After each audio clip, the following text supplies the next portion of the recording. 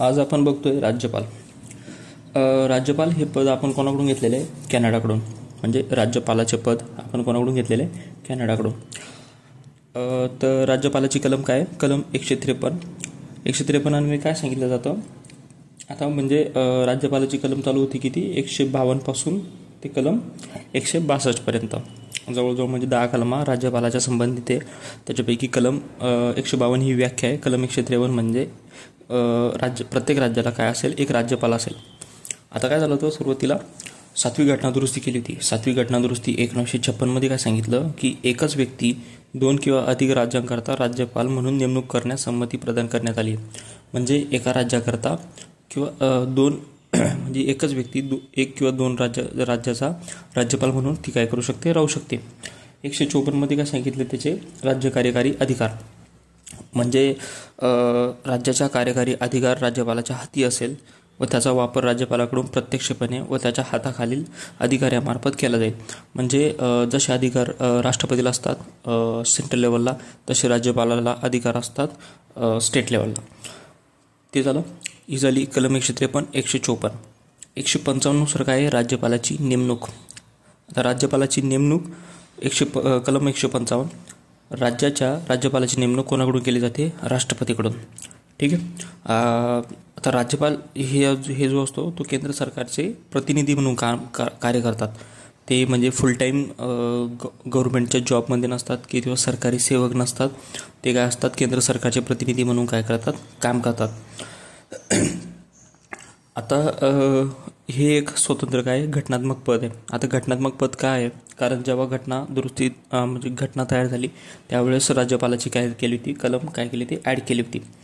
आता निवडणूक पद्धती, आता राज्यपालाची जी आपण म्हणतो की जसं राष्ट्रपतीला निवडणूक असते तशी राज्यपालाला निवडणूक का नाही आहे? आता राज्यपालाची जी निवडणूक घेतली असती आणि तर काय झालं असतं? महाराष्ट्र किंवा एखाद्या राज्यामध्ये काय झाली असती? एक राजकीय परिस्थिती निर्माण झाली होती.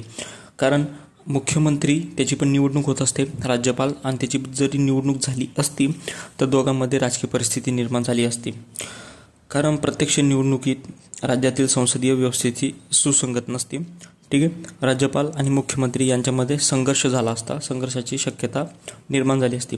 कारण राज्यपाल जर एखाद्या पक्षाचा असता आणि मुख्यमंत्री एखाद्या पक्षाचा असता, प्रत्येकांची आयडिओलॉजी वेगळी असते, प्रत्येकाची काम करण्याची पद्धत वेगळी झाली असती आणि त्याच्यामुळे काय झाली असती? राज्यामध्ये एक परिस्थिती निर्माण झाली असती. राज्यपाल हे नामधारी कार्यकारी प्रमुख असतात आणि राज्याचे मुख्यमंत्री काय असतात? वास्तव कार्यकारी. सेम राष्ट्रपती पंतप्रधानसारखं. त्याच्यानंतर राज्यपालाची निवडणूक केवळ वैयक्तिक आधारावर होईल. वैयक्तिक आधारावर. आता समजा राज्यपालाचं पद किती असतं? 1. आणि मुख्यमंत्री म्हणजे काय असतो? एक मंत्रीच असतो. पण टोटल किती मंत्री असतात? 288. म्हणजे त्यांची निवडणूक घेणं साहजिक आहे. आणि एका राज्यपालासाठी जर निवडणूक घेतली असती तर बराचसा मोठा खर्च झाला असता. ठीक आहे. त्याच्यानंतर जो राज्यपाल असतो तो एखाद्या पक्षाचा सदस्य असेल तर तो त्याची काय झालं असतं? तो निष्पक्ष व निस्वार्थ म्हणून काम करू शकेल अशी शक्यता नव्हती आणि त्याच्यामुळं राजकीय स्थैर्य अखंडतेवर काय झाला असता? परिणाम झाला असता. राष्ट्रपतीमार्फत नेमणुकीच्या व्यवस्थेमुळे केंद्रास काय झालं होतं? राज्यावर नियंत्रण राखणे शक्य होईल. म्हणजे त्याच्यामुळं काय झालं होतं? आपण राज्यपालाची काय झाली ती निवडणुकीची पद्धती, निवडणूक जी आहे ती काय केली? तिचा अस्वीकार केला होता. संविधान सभेने अमेरिकन पद्धतीचा त्याग केला. जिथे राज्याच्या राज्यपालाची प्रत्यक्ष निवडणूक केली जाते त्या ठिकाणी कॅनडाच्या पद्धतीचा स्वीकार केला. आता जिथे काय असतं? प्रांतांच्या गव्हर्नरची नेमणूक गव्हर्नर जनरल म्हणून केली जाते. आता ऑब्व्हियसली आपण राज्यपाल कोणाकडून घेतलेले? कॅनडाकडून. म्हणजे आपण जी पद्धती घेतली ती कॅनडाकडून घेतली.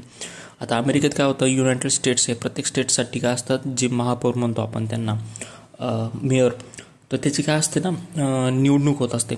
आता ती प्रत्येक कारण ते वेगवेगळे 2 नागरिकत्व आहे. ते युनायटेड स्टेट्सपासून तयार झालेलं आहे.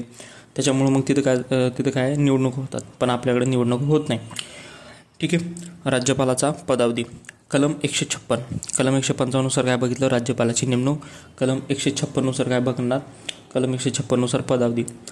आता राज्यपालाचा पदावधी 5 वर्ष असेल किंवा नसेल याचं घटनेत दिलेलं नाही. ते कोणाचं दिलेलं आहे? राष्ट्रपती आणि उपराष्ट्रपतीचं, म्हणजे त्यांचा कार्यकाल 5 वर्षाचा असेल.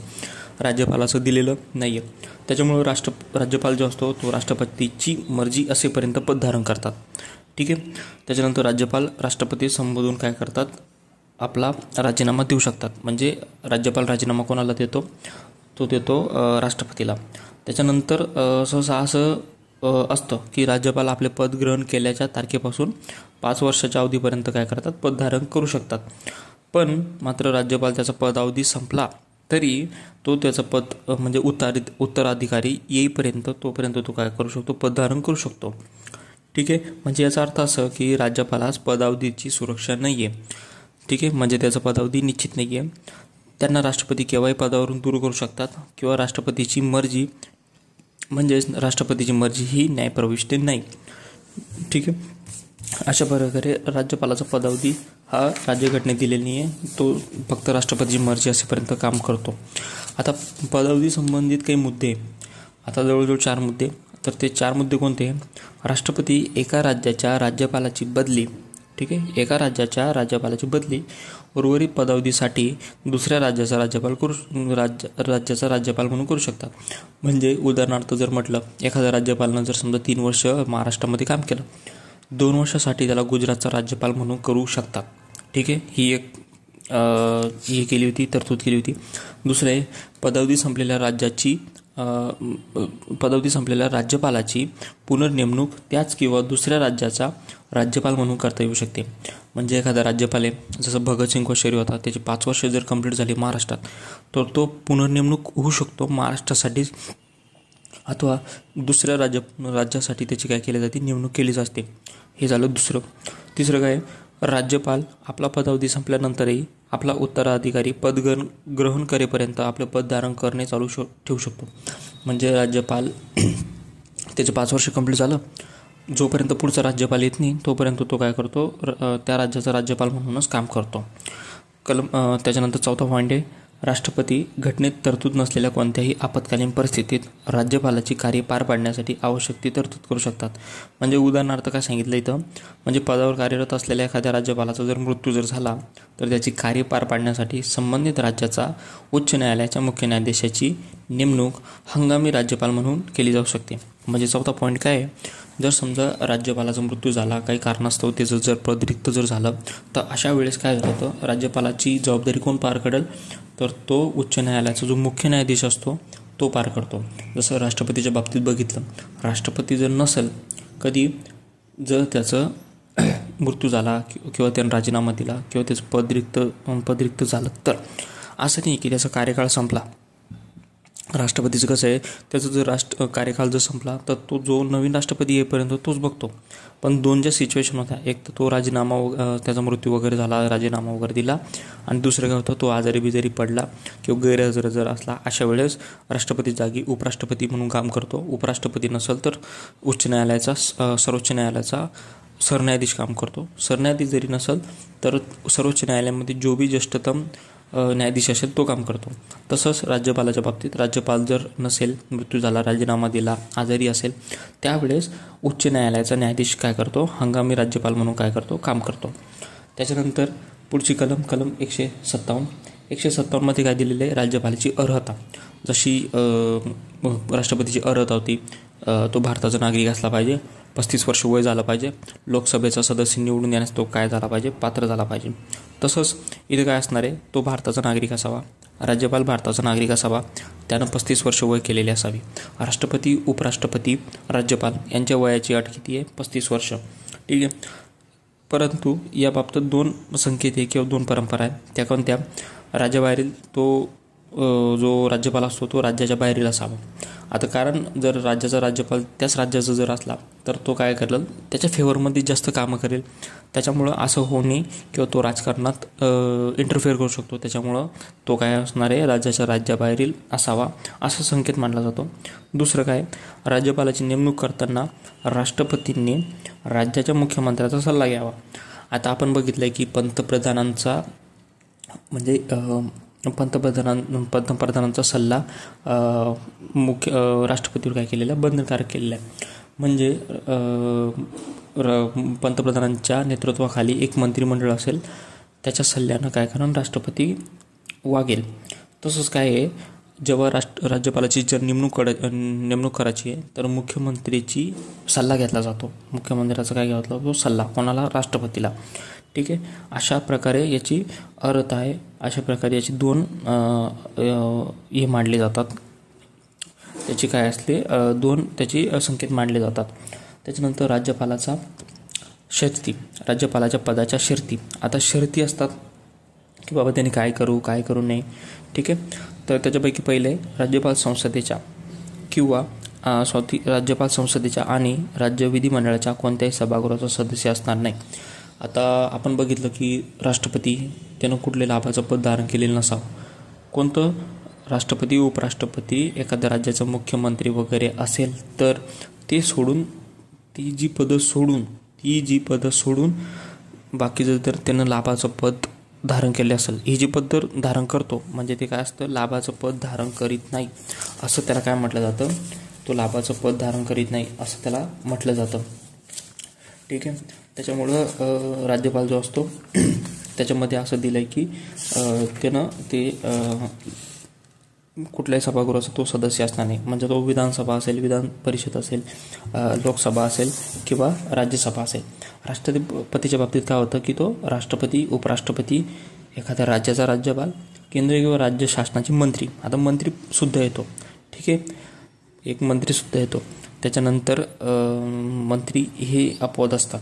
म्हणजे तो सदस्य जर असेल तर तो राष्ट्रपती काय करू शकतो, ते लाभाचे पद मानले जाते. पण राष्ट्रपती, उपराष्ट्रपती, राज्यपाल किंवा एखादा केंद्र किंवा राज्याचा मंत्री असेल तर ते पद आपण लाभाचे पद मानत नाही.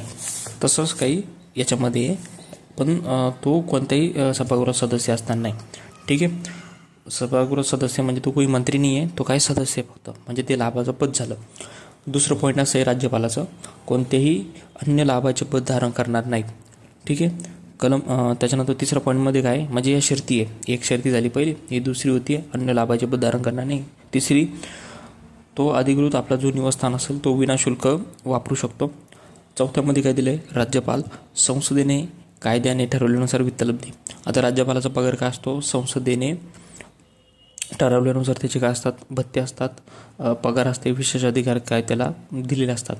असं नाही की बाबा महान्यायवादीचा पगार कोण ठरवतो, राष्ट्रपती ठरवतो. राज्यपालाचा ठरवत नाही. राज्यपालाचा जो पगार असतो किंवा वित्तलब्धी, विशेष अधिकार जे असतात ते संसदीय कायद्यानुसार असतात. ठीक आहे. एवढा पॉईंट लक्षात ठेवायचा, नाही तर महान्यायवादी राज्यपालमध्ये कन्फ्युजन व्हायचं. पाचवा, त्याच्यामध्ये एकच व्यक्ती एक किंवा दोन राज्यांच्या राज्यपाल म्हणून नियुक्त केली असेल तर त्यास देय, वित्तलब्धी व भत्ते याचा खर्च राष्ट्रपती निर्धारित करतील. ठीक आहे. म्हणजे जो खर्च वगैरे असतात तो राष्ट्रपती निर्धारित करेल. अशा प्रमाणात त्या राज्यांमध्ये तो विभागून दिला जाईल. जो बी त्याचा जो वित्तलब्धी भत्ते असेल, जर समजा एक व्यक्ती दोन राज्यामध्ये असेल. ठीक आहे. दोन राज्यामध्ये जर असेल, समजा तो महाराष्ट्र आणि गुजरातचा आहे. ठीक आहे. दोन बघतोय, मग त्याचं काय केलं जाणार, दोघांमध्ये तो डिवाईड करून जाणार. दोघांमध्ये त्याचा जो पगार असणार तो काय केला जाणार, डिवाईड केला जाणार. पण याचा अधिकार कोणाला असतो, राष्ट्रपतीला. पण तो समजा नुसता महाराष्ट्राचा जो राज्यपाल असेल तर त्याचा जो पगार असतो तो संसदीय कायद्यानुसार असतो. एवढं लक्षात ठेवायचं. ठीक आहे. याच्यामध्ये डिफरन्स होते असं नाही. दोन राज्याचा राज्यपाल असेल अशा वेळेस तो काय केला जातो, विभागून दिला जातो. त्याच्यानंतर 6, राज्यपालाच्या वित्तलब्धी किंवा भत्ते त्याच्या पदावधीत कमी केले जाणार नाही. आता समजा तो त्याचं काम करतोय तर ड्युरेशनमध्ये त्याचे पगार आहे ना कमी केले जाणार नाही. आता संसदेने काय केलं आहे, 2008 पासून याचा पगार, राज्यपालाचा पगार 3.5 लाख रुपये महिना केला आहे. जिथं राष्ट्रपतीचा 5 लाख आहे, उपराष्ट्रपतीचा 4 लाख आहे आणि राज्यपालाचा 3.5 लाख. राज्यपाल 3.5 लाख, उपराष्ट्रपती 4 लाख, राष्ट्रपती 5 लाख. ठीक आहे. त्याच्यानंतर शपथ आणि प्रतिज्ञा. शक्तीची कलम आहे कलम 159. त्याच्यामध्ये काय असतो, राज्याचा जो राज्यपाल असतो याला शपथ कोण देतो, उच्च न्यायालयाचा मुख्य न्यायाधीश. ठीक आहे. आता याच्यामध्ये आपण बघितलं राष्ट्रपतीला शपथ कोण देतो, सरन्यायाधीश किंवा त्याने नियुक्त केलेला एखादा न्यायाधीश. ठीक आहे. त्याने एखाद्या उच्चतम ज्येष्ठतम न्यायाधीश. तसंच राज्यपालाला शपथ उच्च न्यायालयाचा मुख्य न्यायाधीश देतो. मुख्य न्यायाधीश नसेल तर ज्येष्ठतम न्यायाधीश काय करतो, त्याची जबाबदारी पार पडतो. हे झालं कलम 159. त्याच्यानंतर राज्यपालाचे काही विशेष अधिकार व इम्युनिटीज म्हणजे प्रिव्हिलेजेस दिलेले, काही इम्युनिटीज म्हणजे विशेष अधिकार व उन्मुक्ती दिलेल्या आहे. ते कसे आहे, राज्यपाल आपल्या पदाचा अधिकारांबाबत वापराबद्दल कर्तव्य पालनाबद्दल कोणत्याही न्यायालयास उत्तरदायी असणार नाही. म्हणजे त्याच्या पदावधी दरम्यान व पदावधी संपल्यानंतरही, म्हणजे तो जो अधिकार वापरतो तर तो कोणत्याही न्यायालयास त्याचा उत्तरदायी नसेल, कोणत्याही न्यायालयास. दुसरं काय असणार आहे, राज्यपालाच्या विरुद्ध त्यांच्या पदावधी दरम्यान कोणत्याही न्यायालयात कोणताही फौजदारी कार्यवाही करता येणार नाही. आता हे जी पदं असतात, राष्ट्रपती, उपराष्ट्रपती, राज्यपाल, आता हे जे पदावधी धारण करत असतात तर त्यांच्या विरुद्ध कोणतीही फौजदारी कार्यवाही केली जात नाही. ठीक आहे, म्हणजे त्यांना याच्यातून काय असते, सूट दिली असते, अपवाद असतो. तिसरं पॉईंट असं आहे, राज्यपालाला अटक करण्यासाठी कोणत्याही कारागृह टाकण्यासाठी पदावधी दरम्यान कोणत्याही न्यायालयातून कोणताही आदेश काढला जाणार नाही. म्हणजे त्यांना ही सूट आहे की बाबा त्यांना त्यांच्या 5 वर्षाच्या कालावधीत त्यांना तुरुंगात टाकू शकत नाही, त्यांना अटक करू शकत नाही. त्याच्यानंतर चौथा पॉईंट असा आहे, राज्यपालाने पद ग्रहण करण्यापूर्वी किंवा नंतर त्याने स्वतःच्या व्यक्तिगत नात्याने केलेल्या कोणत्याही कृतीच्या संबंधात त्याच्या पदावधी दरम्यान कोणतीही दिवाणी कार्यवाही केली जाणार नाही. म्हणजे एक क्रिमिनल प्रोसिडिंग नाही होणार, त्याच्यानंतर सिव्हिल प्रोसिडिंग पण नाही होणार. ठीक आहे, म्हणजे असे विशेष अधिकार. म्हणजे विशेष अधिकार काय होतं, 4 अधिकार आहे की बाबा तो न्यायालयास उत्तरदायी नसणार, त्याच्यानंतर त्याच्यावर फौजदारी कार्यवाही नाही होणार, क्रिमिनल प्रोसिडिंग नाही होणार, सिव्हिल प्रोसिडिंग नाही होणार, त्याच्यानंतर त्याच्या विरुद्ध अटक वॉरंट किंवा कुठल्याही न्यायालयात त्याचा आदेश काढला जाणार नाही. म्हणजे असे 4 विशेष अधिकार उन्मुक्ती राज्यपाल ॲज वेल ॲज राष्ट्रपती, उपराष्ट्रपतींना असतो. उपराष्ट्रपती काम करताना, सभापती नसताना. ठीक आहे. त्याच्यानंतर राज्यपालाचे अधिकार व कार्य. आता आपण बघितलं की राष्ट्रपतीचे अधिकार काय होते, काका विना पळाला. म्हणजे कार्यकारी, कायदेविषयक, वित्तीय, न्यायविषयक, त्याच्यानंतर परराष्ट्रीय, लष्करी आणि आणीबाणीचे. पण याच्यामध्ये काय, फक्त काका विना म्हणजे राज्यपालाचे कार्यकारी अधिकार, कायदेविषयक अधिकार, वित्तीय अधिकार आणि न्यायविषयक अधिकार असे 4 अधिकार दिलेले. तर कार्यकारी अधिकार त्याच्यामध्ये पहिले की कार्यकारी अधिकार पाहू पहिले. त्याच्यामध्ये पहिलं आहे की राज्य शासनाचा सर्व कारभार राज्यपालाच्या नावाने चालणार. ठीक आहे. आता जसं देशाचा कारभार राष्ट्रपतीच्या नावाने, राज्याचा कारभार राज्यपालाच्या नावाने. ठीक आहे. राज्यपालाच्या नावाने काढलेले जे नियम असतात, राज्यपालाच्या नावाने काढलेले नियम, अंमलात आणलेले आदेश कोणत्याही पद्धतीने काढावेत, नियम राज्यपाल तयार करू शकतात. म्हणजे राज्यपाल काय करतात, नियम तयार करतात, जसं राष्ट्रपती तयार करतात. त्याच्यानंतर राज्य शासनाचे कामकाज अधिक सुलभतेने चालण्यासाठी राज्यपाल नियम तयार करू शकतात. आता नियम तयार करण्याचा अधिकार कोणाला असतो, राज्यपालाला, जसं तिकडे राष्ट्रपतीला असतो. राज्यपाल मुख्यमंत्र्यांची काय करतात, नेमणूक करतात. जसं राष्ट्रपती पंतप्रधानाची नेमणूक करतात तसं मुख्यमंत्र्याची नेमणूक करतात. पण ती आणि त्यांच्या सल्ल्याने आणि त्या मुख्यमंत्र्याच्या सल्ल्याने राज्यपाल काय करतात, अन्य मंत्र्यांची, इतर मंत्र्यांची नेमणूक करतात. ठीक आहे. इतर मंत्र्यांची काय करतात, नेमणूक करतात. जसं राष्ट्रपती पंतप्रधानांची करतो आणि तिथले जे मंत्री असतात त्यांची नेमणूक त्यांच्या सल्ल्याने करावं लागते. ठीक आहे. तसं त्याच्यानंतर इतर मंत्री त्याच्यानंतर जे मंत्री असतात ते वैयक्तिकरित्या राज्यपालाला जबाबदार असतात. ते जे मंत्री असतात ते वैयक्तिकरित्या राज्यपालाला जबाबदार असतात. आणि मंत्री वैयक्तिकरित्या, आणि जे मंत्रिमंडळ असतं किंवा विधानसभा असतं ते मंत्री म्हणजे केंद्रीय मंत्री जसं समजा आता एक उदाहरण जर म्हटलं, केंद्रीय मंत्री कोणाला जबाबदार असतो, राष्ट्रपतीला जबाबदार असतो. मंत्री पर्सनली म्हणजे व्यक्तिगत राष्ट्रपतीला असतो. आणि त्यांचं जे मंत्रिमंडळ असतं, केंद्रीय मंत्रिमंडळ, ते कोणाला जबाबदार असतं, लोकसभेला. तसंच राज्याचं काय असतं, एक मंत्रिमंडळ असतं. म्हणजे मंत्र्या 298 पैकी जे सरकारमधलं जे मंत्रिमंडळ आहे काही मंत्र्यांचं, ते कोणाला जबाबदार असतं, विधानसभेला. सेम असं आहे, मंत्री राज्यपालाला, केंद्रीय मंत्री राष्ट्रपतीला, केंद्रीय मंत्रिमंडळ लोकसभेला आणि राज्याचं मंत्रिमंडळ ते विधानसभेला. आता 3 असे राज्य आहे, 4 असे राज्य आहे, तिथे ना एक आदिवासी कल्याण मंत्री नेमला जातो. छत्तीसगड, झारखंड, मध्य प्रदेश, ओडिसा. ओम झारगड असं त्याची एक ट्रिक आहे. ओम झारगड आदिवासी, ओम झारगड आदिवासी, ओम झारगड आदिवासी. ओ म्हणजे ओडिसा, म म्हणजे मध्य प्रदेश, झार म्हणजे झारखंड आणि गड म्हणजे छत्तीसगड. ओम झारगड, ओम झारगड, ओम झारगड ओम झारगड आदिवासी, ओम झारगड आदिवासी अशी त्याची ट्रिक आहे. त्याच्यानंतर पुढचा पॉईंट आहे, राज्यपाल राज्याच्या महाधिवक्त्याची नेमणूक करतात. ठीक आहे, म्हणजे हा एक कार्यकारी अधिकार आहे राज्यपालाचा. ते महाधिवक्त्याची नेमणूक करतात. महाधिवक्ता हा आपले पद राष्ट्रपतीच्या मर्जीने धारण करतो. जसं राष्ट्रपती महान्यायवादी असतो, तो राष्ट्रपतीच्या मर्जीने पद धारण करतो. मर्जीने धारण करणं म्हणजे काय असतो, तो सगळं डिपेंड असतो राष्ट्रपतीवर. महाधिवक्ता डिपेंड असतो पूर्ण राज्यपालावर, म्हणजे त्याचे पगार भत्ते, त्याची नेमणूक करणं, त्याला पदावरून काढणं सगळं. ठीक आहे, म्हणून तो काय असतो, मर्जीने धारण करतो. हे दोनच पदे जे मर्जीने धारण करतात, बाकी मर्जीने धारण करत नाही. ठीक आहे, असाही ट्रिकी क्वेश्चन येऊ शकतो. त्याच्यानंतर राज्यपाल राज्य निवडणूक आयुक्त यांची नेमणूक करतो, पदांच्या सेवा शर्ती ठरवतो. ठीक आहे, म्हणजे आपण बघितलं राष्ट्रपती जसा केंद्रीय निवडणूक आयुक्त आहे, वित्त आयोग आहे, याचे त्याचे अध्यक्ष आहे, ते काय करतात, त्याची नेमणूक करतात. पण ती कोणाच्या सल्ल्याने, पंतप्रधानाच्या सल्ल्याने. तसंच हा पण असतो, तो काय करतो, राज्याची निवडणूक आयुक्त, वेगवेगळे आयुक्त असतात, त्याची नेमणूक करतात, पण ती मुख्यमंत्र्याच्या सल्ल्याने. मुख्यमंत्र्याच्या टॉपिकमध्ये याच्यात ब्रीफमध्ये दिलेलं आहे. आता त्याची निवडणूक तो कोण करतो, राज्यपाल करतो. पण त्यांना पदावरून कोण काढतो, पदावरून काढण्याचा अधिकार हा राष्ट्रपतीला असतो. पण त्याच्यासाठी आयुक्ताला पदावरून दूर करण्याचा अधिकार राज्यपालाच नाही आहे. त्यांना उच्च न्यायालयाच्या न्यायाधीशास पदावरून दूर करण्याच्या पद्धतीनुसारच पदावरून दूर करता येते. आता जसं केंद्रामध्ये असतं की राष्ट्रपती त्यांची नेमणूक राष्ट्रपती काय करतो, त्यांची नेमणूक करतो.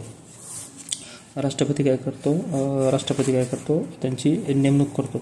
पण त्यांना पदावरून जर काढायचं आहे, तर त्यांना सर्वोच्च न्यायालयाचे जे न्यायाधीश असतात त्या पदावरून काढले जातात. त्या पद्धतीचा अवलंब केला जातो. एवढं सोपं नाही आहे की एखादा प्रशासकीय अधिकारी त्याला डायरेक्टली राजीनामा द्यायला लावतील. त्याच्यावर काय असते, एक ठराव मांडला जातो. म्हणजे एक पद्धत दिली आहे की न्यायाधीशास कसं पदावरून काढलं जातं, त्यासाठी ठराव मांडला जातो. ते आपण न्यायालयाच्या टॉपिकमध्ये पाहणार. जेव्हा आपण न्यायालयाचा टॉपिक पाहू त्यावेळेस आपण जसं न्यायाधीशाला पदावरून काढलं जातं, तसंच जे बी आयुक्त असतात, राज्य निवडणूक आयुक्त, केंद्रीय निवडणूक आयुक्त, त्यांना पदावरून काढले जाते.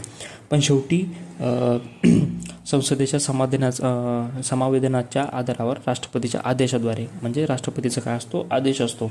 ठीक आहे, म्हणजे राज्यपाल नेमणूक करतात, पण त्यांना पदावरून काढू शकत नाही.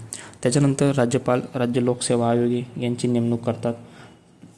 सेम तोच पॉईंट. त्याच्यानंतर राज्यपाल मुख्यमंत्र्याकडून राज्य शासनाच्या कामकाजाच्या प्रशासनाबाबत कोणती माहिती व विधी नियमांबाबतच्या तरतुदीबाबत कोणती माहिती मागणी करू शकतात. म्हणजे राज्यपाल मुख्यमंत्र्याकडून माहिती मागू शकतात. त्याच्यानंतर राज्यपाल मुख्यमंत्र्याला एखाद्या मंत्र्याने एकट्याने घेतलेला कोणताही निर्णय मंत्रिमंडळासमोर विचारार्थ ठेवण्यास भाग पडू शकतात. म्हणजे एखादा मंत्री आहे, त्यानं जर डायरेक्ट निर्णय घेतला की बाबा मला असं करायचं आहे, मग राज्यपालाला वाटलं काहीतरी वेगळं आहे, तर राज्यपाल काय सांगतात मुख्यमंत्र्याला, भाऊ त्यानं विधिमंडळासमोर काय करावं, मंत्रिमंडळासमोर त्याचा निर्णय विचारार्थ ठेवावा. ठीक आहे, राज्यपाल राष्ट्रपतींना राज्यात घटनात्मक आणीबाणी लागू करण्याची शिफारस करू शकतो. आता आपण बघितले आणीबाणी, राष्ट्रीय आणीबाणी, घटक राज्य आणीबाणी म्हणजे राष्ट्रपती राजवट. त्याच्यानंतर एक असते वित्तीय आणीबाणी. हा लावण्याचा अधिकार कोणाला असतो, तो असतो राष्ट्रपतीला. अशा वेळेस काय असतं की तो आणीबाणी तर लावल, पण राज्यपाल काय करतो, राज्यासाठी तो याला सांगतो राष्ट्रपतीला की आणीबाणी लावायची की नाही. त्याच्यानंतर राज्यपाल हा राज्यातील विद्यापीठांचे जे बी विद्यापीठ असतात त्याचे कुलपती असतात. आता विद्यापीठात काय असतो, कुलगुरूच्या वर कोण असतो, कुलपती कोण असतो, राज्यपाल. पण असे दोन राज्य त्या ठिकाणी कुलपती नाही आहे, त्या ठिकाणी मुख्यमंत्री आहे. एक आहे पंजाब आणि पश्चिम बंगाल. ऑब्व्हियसली या ठिकाणी BJPची गव्हर्नमेंट नाही आहे, त्या ठिकाणी वेगवेगळे गव्हर्नमेंट आहे. मग त्यांना ह्या गोष्टी पसंत नाही आहे की राज्याचा राज्यपाल तिथं शासन करावा, म्हणून त्यांनी पंजाब व पश्चिम बंगाल इथे काय केलेलं आहे, मुख्यमंत्री हा कुलपती म्हणून केलेला आहे. हे झाले कार्यकारी अधिकार. त्याच्यानंतर कायदेविषयक अधिकार. कायदेविषयकमध्ये जसे राष्ट्रपतीचे अधिकार आहे ॲज इट इज, तसे राज्यपालाचे अधिकार आहे. जसं राज्य विधिमंडळाचे अधिवेशन बोलवणे, त्याला स्थगित करणे, मुख्यमंत्र्याच्या सल्ल्यानुसार विधानसभा विसर्जित करणे. आता मुख्यमंत्र्याच्या सल्ल्यानुसार तो काय करतो, विधानसभा विसर्जित करतो. ठीक आहे. मुख्यमंत्र्यांच्या सल्ल्यानुसार विधानसभा विसर्जित करणे. आता एक क्वेश्चन आला होता की मंत्रिमंडळ विसर्जित करणे आणि विधानसभा विसर्जित करणे. आता याच्यामध्ये काय असतं, विसर्जित करणे म्हणजे जे बी सरकार असतं ते काय करणं, विसर्जित करणं, बहुमत काढून घेणं, असा त्याचा अर्थ असतो. की असं नाही की बाबा 288 आहे ती विधानसभा पूर्ण हे करून देणार. म्हणजे या ठिकाणी याचा अर्थ असा होतो की विधानसभा विसर्जित करणं म्हणजे पूर्ण विधानसभा विसर्जित करणं, नवीन निवडणूक घेणं असं नसतं. याच्या ठिकाणी असं असतं की मंत्रिमंडळ जे असतं त्यांचं किंवा ज्यांचं सरकार असतं ती विसर्जित करणं. ठीक आहे. सेम राष्ट्रपतीच्या बाबतीत त्यांनी काय दिलेलं आहे त्या ठिकाणी तिथं लोकसभा विसर्जित करण्याचा अधिकार दिलेला आहे. ठीक आहे. तिथं लोकसभा, इथं काय असणार आहे, विधानसभा. प्रत्येक सार्वत्रिक निवडणुकीच्या नंतर पहिल्या अधिवेशनाचे राज्यपाल काय करतो, अभिभाषणानं सुरुवात करतो. म्हणजे आपण जे म्हटलं पहिल्या याच्यामध्ये म्हणजे अधिवेशन बोलवणे, स्थगित करणे, त्याच्यानंतर जी पहिली निवडणूक होते तेव्हा राज्य विधिमंडळासमोर तो काय करतो, अभिभाषण करतो. दरवर्षी पहिल्या अधिवेशनाची सुरुवात काय करतात, राज्यपाल अभिभाषणाने सुरू करतात. आता दरवर्षी काय होतं, अधिवेशनं होतात, त्याची जी सुरुवात होती ती राज्यपालाच्या भाषणाने होते.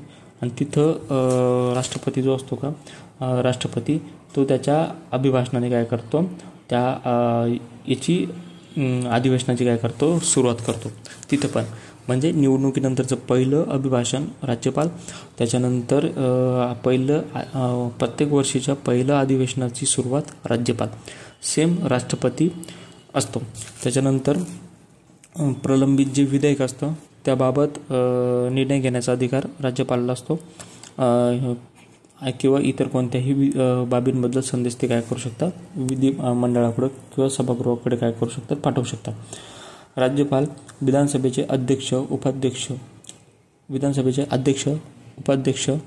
त्याच्यानंतर विधान परिषदेचे सभापती, उपसभापती यांचे पद जर रिक्त झाले, पद रिक्त होणे, ठीक आहे, पद जर रिक्त झाले तर त्यांचे पद जर रिक्त झाले तर ते कामकाज चालवण्यासाठी ते अध्यक्ष, उपाध्यक्ष, सभापती, उपसभापती यांची काय करतात, नेमणूक करतात.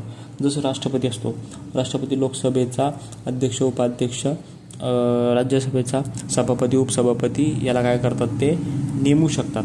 पण कधी पद रिक्त झाल्यावर. असं नाही की बाबा जेव्हा नवीन मंत्रिमंडळ तयार होतं त्यावेळेस काय करतात ते त्याची एकाची काय करतात बैठक बोलून त्याची एकाचे अध्यक्ष म्हणून करतात. आणि ज्यावेळेस विधानसभेचे पद वगैरे समजा गैरहजर असेल, कुठल्याही कारणाने तो उपलब्ध नसेल, तर त्यावेळी त्यांची काय असते ना, समिती असते, त्याला संसदीय समिती म्हणतात, काही खाली विधान परिषद समिती अशी असू शकते. आपण ते पुढच्या चॅप्टरमध्ये बघणार आहे, याचा पण अभ्यास करणार आहे. तर अशा वेळेस रिक्त जर झालं तर त्यावेळेस काय असतो, राष्ट्रपती किंवा राज्यपाल ते काय करतात, त्यांची नेमणूक करू शकतात. ठीक आहे. त्याच्यानंतर राष्ट्रपतीला अजून एक अधिकार दिला आहे की ते विधान परिषदेवर 106 सदस्यांची नामनिर्देशन करतात. जसं राष्ट्रपतीला 12 MP म्हणजे 12 सदस्य राज्यसभेवर ते काय करू शकतात, नेमणूक करू शकतात. तसंच राज्यपाल काय करू शकतो, 106 सदस्य जे की सामाजिक सेवा आहे, साहित्य आहे, विज्ञान आहे, कला आहे, सहकार चळवळ आहे, याच्यातून काय करू शकतात, नॉमिनी करू शकतात. राज्यपाल अँग्लो इंडियनची नेमणूक करत होते 1 सदस्याची, पण आता ती बंद केली आहे कलम घटनादुरुस्ती 104/2020 नुसार. ठीक आहे. राष्ट्रपती 2 करायचे, राज्यपाल 1 करतो. ठीक आहे. त्याच्यानंतर राज्यपालाचं पुढचे कायदेविषयक अधिकार असा आहे की राज्य विधिमंडळाच्या सदस्याच्या अपात्रतेविषयी निवडणूक आयोगाच्या सल्ल्याने निर्णय घेतात. जसं सेम राष्ट्रपती करतो तसंच राज्यपाल. त्याच्यानंतर पुढचं विधेयक विधिमंडळात मांडण्यासाठी राज्यपालाची पूर्वसंमतीची आवश्यकता असते. आता जे विधेयक असतं त्याची पूर्वसंमती मांडली जाते. आता ऑब्व्हियसली तर घटनादुरुस्ती ते केली जात नाही, म्हणजे त्याचा प्रश्नच येत नाही की बाबा त्यांच्या पूर्वसंमतीने करायची, कारण घटनादुरुस्तीला पूर्वसंमतीची आवश्यकता नसते. पण धनविधेयक असेल, बाकीचे कुठले विधेयक असेल, त्याला काय असते, पूर्वसंमतीची आवश्यकता असते. तसंच त्याच्यानंतर कोणते विधेयक राज्यपालांच्या संमतीशिवाय कायद्यात रूपांतर होत नाही. ठीक आहे. म्हणजे त्याची संमती झाल्याशिवाय ते कुठले कायद्यात रूपांतर होत नाही. राज्यपालाला इथं अधिकार दिले तो संमती रोखून ठेवू शकतो, एक तर त्याला संमती देऊ शकतो किंवा तो विचारार्थ परत मंत्रिमंडळाकडे विधानमंडळाकडे पाठवू शकतो. ठीक आहे, पुनर्विचारार्थ तो काय करतो, पाठवू शकतो विधानमंडळाकडे. आता धनविधेयक सोडतात, धनविधेयकाला तो पुनर्विचारार्थ काय करू शकतो, पाठवू शकत नाही. ठीक आहे, आणि जर असं जर झालं परत ते जर वाटलं काहीतरी तिथं तेढ निर्माण झाली तर तो काय करतो, राष्ट्रपतीच्या विचाराधीन ठेवतो, तो राष्ट्रपतीला पाठवतो. राष्ट्रपतीसुद्धा तेच करतात, जे एक संमत देतात, रोखून ठेवू शकतात किंवा पुनर्विचारार्थ पाठवू शकतात. ठीक आहे, त्याच्यानंतर राज्य विधिमंडळाचे अधिवेशन सुरू नसल्यास किंवा एखादा कायदा तातडीने करण्याची गरज जर असल्यास राज्यपाल तसा अध्यादेश काढू शकतात. म्हणजे राज्यपालाला पण काय असतो, एक ऑर्डिनन्स काढण्याचा अधिकार असतो. आपण जसं बघितलं की राष्ट्रपतीला कलम 123 नुसार कलम 143 नाही, कलम 123 नुसार राज्यपालाला ऑर्डिनन्स अध्यादेश काढण्याचा अधिकार असतो.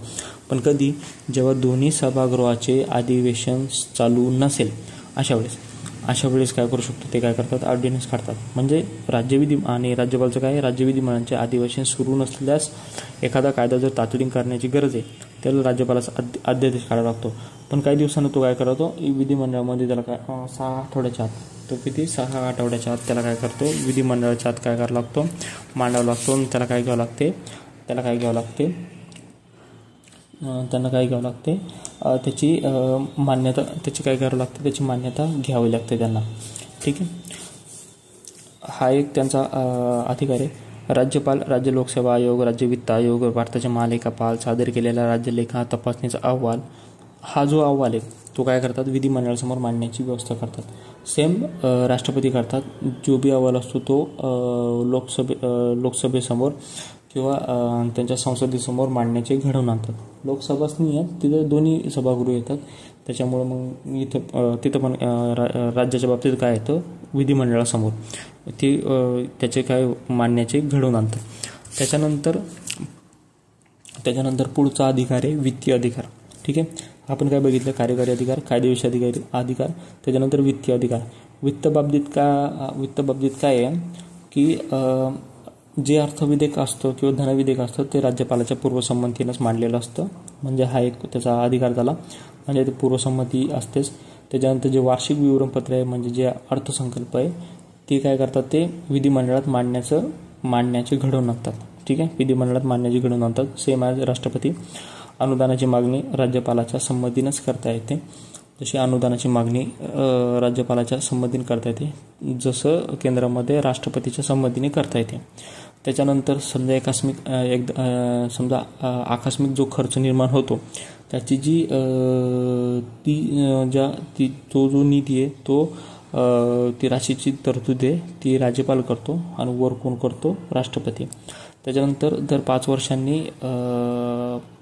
5 वर्षांनी पंचायत संस्था असेल, म्युनिसिपॅलिटीज असेल, वित्तीय संस्थांच्या चौकशीसाठी राज्य वित्त आयोगाची स्थापना करतात. आता केंद्र लेवलला काय असते, केंद्र आणि राज्यामध्ये जो निधीची कराचा वाटप करायचा त्याच्यासाठी काय असतो, एक केंद्रीय वित्त आयोग असतो. त्याची दर 5 वर्षांनी नेमणूक कोण करतो, राष्ट्रपती करतो. आणि इथं पंचायत संस्था किंवा म्युनिसिपॅलिटीज यांच्या वित्तीय स्थितीच्या चौकशीसाठी काय करतो, राज्यपाल वित्त आयोगाची काय करतो, स्थापना करतो. हे झाले त्याचे वित्तीय अधिकार. त्याच्यानंतर न्यायविषयक अधिकार असे, राष्ट्रपती जेव्हा उच्च न्यायालयाच्या न्यायाधीशांच्या नेमणुका करतात. आता हे बघण्यासारखे की राज्यपालाला शपथ कोण देतो, उच्च न्यायालयाचा मुख्य न्यायाधीश, पण त्यांची नेमणूक राष्ट्रपती करत असतो. ठीक आहे, राष्ट्रपती जेव्हा उच्च न्यायालयाच्या न्यायाधीशांच्या नेमणुका करतात त्यांना संबंधित राज्यपालाचा विचार घ्यावा लागतो. आता भले इथं राज्याचा राज्यपाल त्यांची नेमणूक करत नाही, पण त्यांचा काय केला जातो, विचार घेतला जातो. ठीक आहे, राज्यपालास शिक्षा तहकूब करण्याचा, शिक्षा सूट देण्याचा अधिकार आहे. ठीक आहे, कलम 161 नुसार त्याला क्षमा करण्याचा अधिकार आहे, पण त्याला क्षमादान म्हणजे मृत्यूदंड कमी करण्याचा हा अधिकार नाही आहे. त्याच्यानंतर जे लष्करी कायद्याबद्दल जे बी शिक्षा असतात, जे बी हे चालू आहे, शिक्षा झालेली आहे लष्करी याच्याबद्दल, तर त्याच्याबद्दल कायदा राज्यपालाला नाही. त्याच्यानंतर राज्यपाल उच्च न्यायालयाच्या सल्ल्याने जिल्हा न्यायाधीशांची नेमणूक करतात. आता राज्यपाल काय करतात, उच्च न्यायालयाच्या न्यायाधीशांची नेमणूक तर नाही करू शकत, पण जिल्हा न्यायाधीश आहे त्यांच्या न्यायाधीशांची नेमणूक करतात, पण ती सल्ला घ्यावा लागतो त्यांना उच्च न्यायालयाचा. तसंच काय असतं ना की राष्ट्रपती जेव्हा सरन्यायाधीश बाकीच्या न्यायाधीशांची नेमणूक करतात त्यांना सल्ला घ्यावा लागतो. सरन्यायाधीश करायचा असेल तर सर्वोच्च न्यायालयाचे अन्य न्यायाधीशांचं घ्यावं लागतो, आणि जर अन्य न्यायाधीशांचं जर करायचं आहे तर राष्ट्रपतीला सरन्यायाधीशाचा सुद्धा सल्ला घ्यावा लागतो आणि अन्य न्यायाधीशांचा पण सल्ला घ्यावा लागतो. तसं उच्च न्यायालयात जर असेल तर उच्च न्यायालयाच्या न्यायाधीशाच्या वेळेस मुख्यमंत्रीसुद्धा असतो, त्याच्यानंतर राज्यपालसुद्धा असतो. आणि राज्यपालाची जर नेमणूक करायची आहे तर मुख्यमंत्र्याचा सल्ला घ्यावा लागतो राष्ट्रपतीला. सेम तसं आहे, राज्यपालाला जर जिल्हा न्यायाधीशांची जर नेमणूक करायचं आहे तर ते उच्च न्यायालयाच्या सल्ल्याने काय करतात, त्यांची नेमणूक करतात. राज्यपाल व्यक्तींची नेमणूक राज्याच्या न्यायिक सेवेत करतात.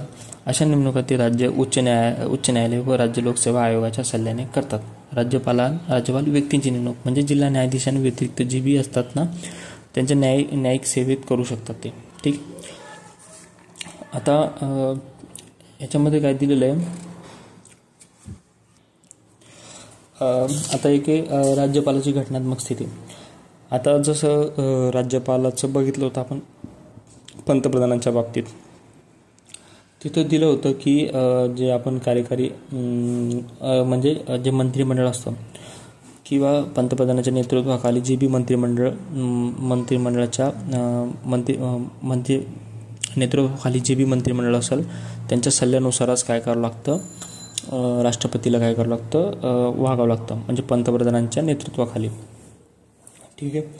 तसंच राज्यपालाच्या बाबतीत आहे, म्हणजे कलम 154 काय दिलं आहे, राज्याचा कार्यकारी अधिकार राज्यपालाच्या हाती असेल त्याचा वापर घटनेच्या तरतुदीनुसार राज्यपालाकडून प्रत्यक्षपणे किंवा हाताखाली अधिकाऱ्यामार्फत केला असेल. कलम 154 बघितलं की कार्यकारी अधिकार होते, बरोबर. कलम 163 काय दिलं आहे, जी मुख्यमंत्र्यांची हे आता आपण बघितलं होतं कलम 73 कलम 74 कलम 75 होती पंतप्रधानांच्या बाबतीत. ठीक आहे. त्याच्यामध्ये तसं दिलं होतं, त्याच्यामधली पहिली तशी तिकडची कलम आहे पंतप्रधानासाठी, तशी 163 मुख्यमंत्र्यासाठी. तसं दिलं आहे की राज्यपालाला कार्य पार पाडण्यासाठी किंवा सहाय्य व सल्ला देण्यासाठी मुख्यमंत्र्यांच्या नेतृत्वाखाली एक मंत्रिमंडळ असेल. जी पहिली कलम होती की त्यांच्या नेतृत्वाखाली काय असेल, एक मंत्रिमंडळ असेल. तसं ते पंतप्रधानांच्या बाबतीत होतं.